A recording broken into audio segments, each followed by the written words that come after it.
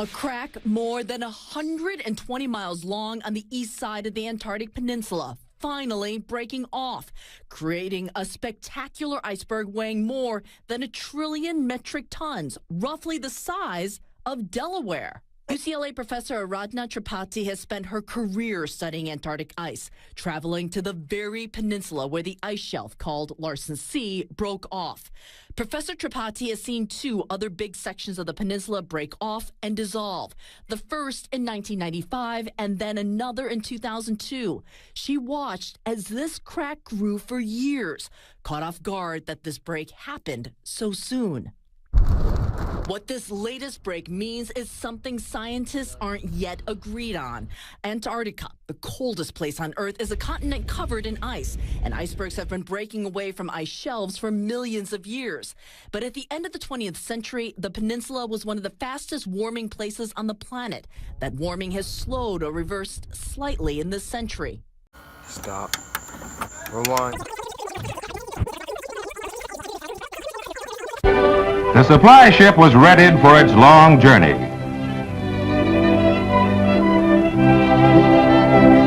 Soon it was to trade New York's harbor for the ice-packed perils of Antarctic waters. Admiral Byrd on deck, along with the ship's skipper, Captain Melville. History was in the making as Admiral Byrd stood on deck. Then his ship plowed toward the open sea. Byrd climbed up the rigging for a last look at the New York skyline for many long, lonesome months. Admiral Byrd and his companion plane will try the 800-mile flight first. The others await his orders. At Little America, cameramen and Admiral Cruzen wait anxiously. And there comes Byrd. Cruzen can relax now. The skis work perfectly. Daylight finds the planes over the pack ice. With frozen depth below and weather closing in, navigation becomes tricky. This close to the pole, the magnetic compass is no help. Now beyond the pole, Byrd focuses his cameras and magnetic detectors on land new to him and to all mankind. Bunger leans forward in amazement. His eyes have caught a sudden and unbelievable change in scenery. The universal white is turned to chocolate brown, dotted with blue. A cameraman goes into action. 300 square miles of land without snow. Land that might be in New Mexico or Arizona.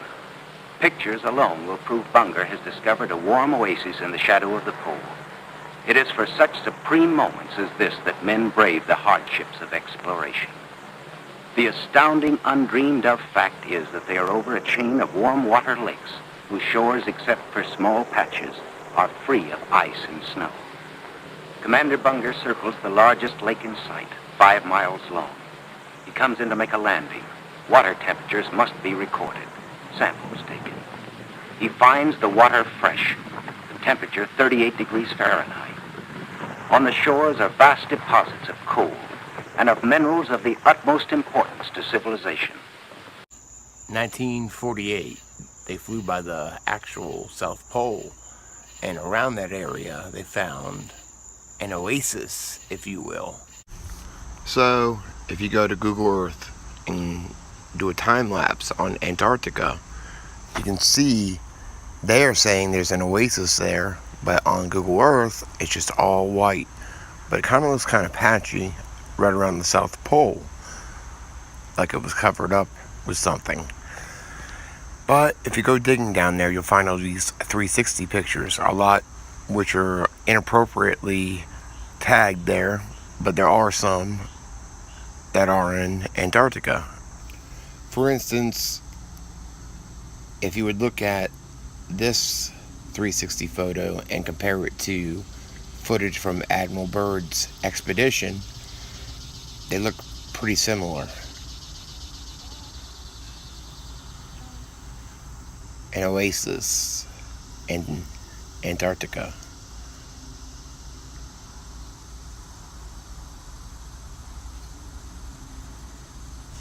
And then, of course, there's this one, which kind of blows me away. It's like this giant sea right around the South Pole.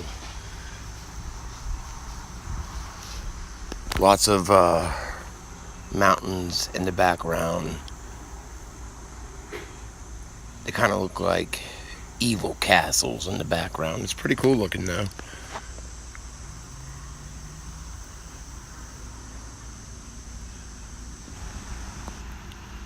I'll zoom in a little here.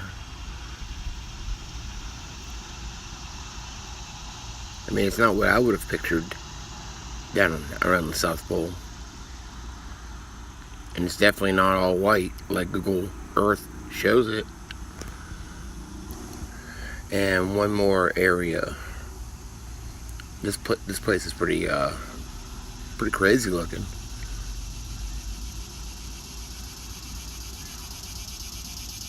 Otherworldly. So yeah, these are all around the South Pole, right around the South Pole of Antarctica, and it's not a white, frozen, barren land directly around the South Pole. At least, it's very alien. While I'm exploring Antarctica on Earth, I decided to take a look around and just see what else I could find, and that's when I found this. So, off the coast, if you go between Antarctica and South America and over a little, you'll see these little islands. And if you just play around and look around and turn on all the filters like pictures and all that. Sorry about the cicadas. There's a lot of them around here. But you'll find this.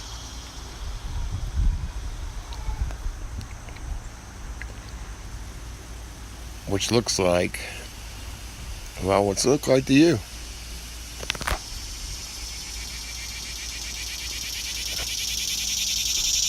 The cicadas, no.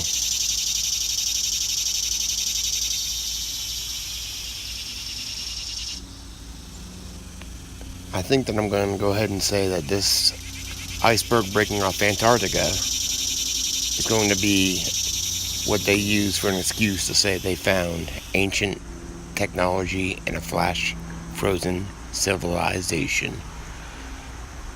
Speculation, of course. And of course, there's this.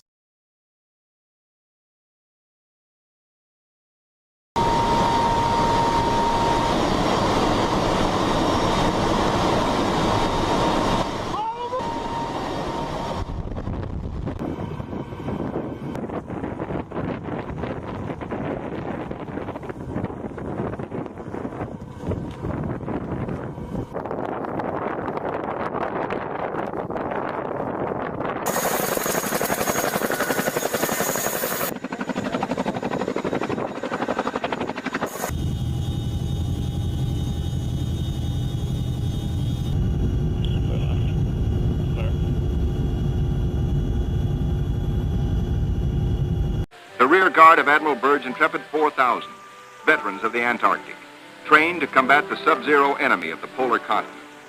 They're going home to their mothers, sweethearts, wives, children. Home, strong in the knowledge that they have met the Antarctic's heaviest battalions and conquered.